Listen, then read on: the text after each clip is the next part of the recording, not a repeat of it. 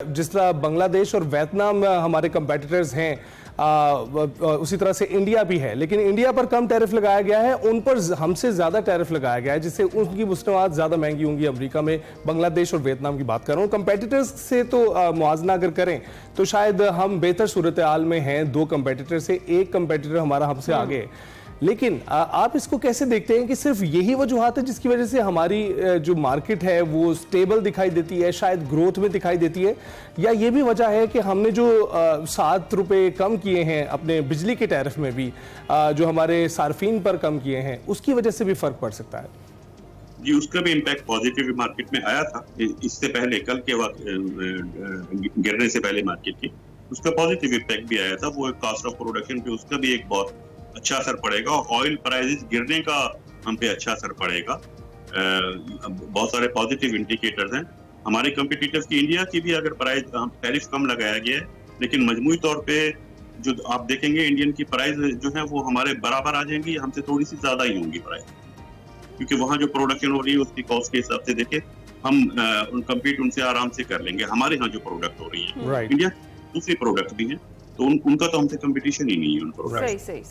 और डॉक्टर साहब, जिस तरह से भी हम बात कर ही रहे हैं, और सबसे पहले हमने यही बात की कि पाकिस्तान जो है वो सोच रहा है निगोशिएशन के हवाले से 29% टैरिफ पर अमेरिका से बातचीत करने के लिए। आपको क्या लगता है कि ये फैसला बेसिकली कैसा है, और दूसरा ये कि कौन से ऐसे शोबे हैं जिन पर हुकूमत जो है वो अमेरिका से बात कर सकती है, निगोशिएट किया जा सकता है?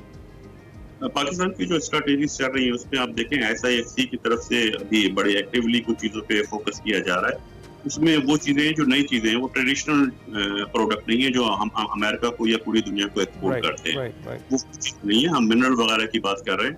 तो उसमें अगर वो अमेरिका बात करता है बेनिफिट की, तो वो मैं समझ रहा हूँ डिप्लोमेटिक चैनल से टैरिफ शायद कम ना हो, लेकिन अमेरिका चाहेगा कि हम उसको कोई बारात दें, कुछ इंसेंटिव दें, तो उससे बात बन जाएगी, और वो हमें इंसेंटिव दे other than tariff. Non tariff measures पर वो बात कर रहे हैं। वो कह भी चुके हैं कि हम नॉन टैरिफ मेयर और फैसिलिटेशन पर बात करेंगे, टैरिफ को हम कम नहीं करेंगे।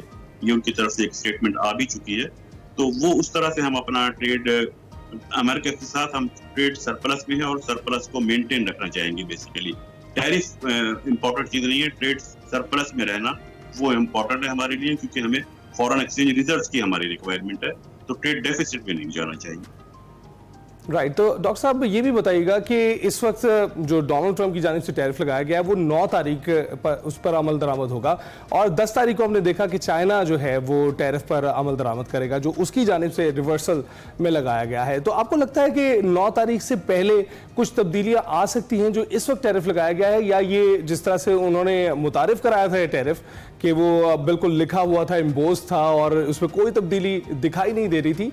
अब जबकि हम भी मुज़ाकरात कर रहे हैं, दीगर जो ममालिक है वो भी मुज़ाकरात कर रहे हैं, तो आपको लगता है कि 9 तारीख से पहले कुछ फर्क पड़ सकता है इसमें?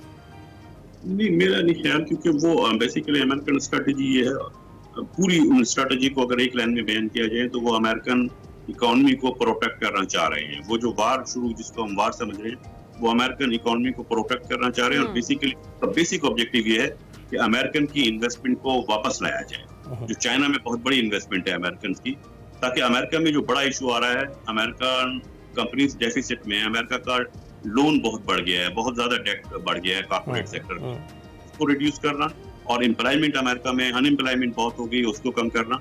तो अल्टीमेट ऑब्जेक्टिव ये है कि अमेरिका में वो अमेरिका को एक्सपोर्ट ना करे चाइना, इंडिया अमेरिका को एक्सपोर्ट ना करे, बल्कि जो अमेरिकन इन्वेस्टर इंडिया में और चाइना वगैरह में जाके प्रोड्यूस कर रहे हैं और अमेरिका को एक्सपोर्ट कर रहे हैं, वो अपनी इन्वेस्टमेंट को वापस अमेरिका ले आए।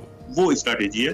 लेकिन मैं नहीं समझता वो इन्वेस्टमेंट आसानी से वापस चली जाएगी, क्योंकि वो अमेरिका में चीजों का प्रोड्यूस करना महंगा है, कम्पिटिटिव नहीं है, मॉनिटर बहुत ज्यादा है। इससे तो बढ़ेगी, क्योंकि जो इलीगल इमिग्रेंट्स या दूसरी कंट्रीज के इमिग्रेंट्स को कम प्राइस के तैयार से जॉब करने के लिए अमेरिकन रेजिडेंट उस कॉस्ट पे उनको अवेलेबल। एग्जैक्टली।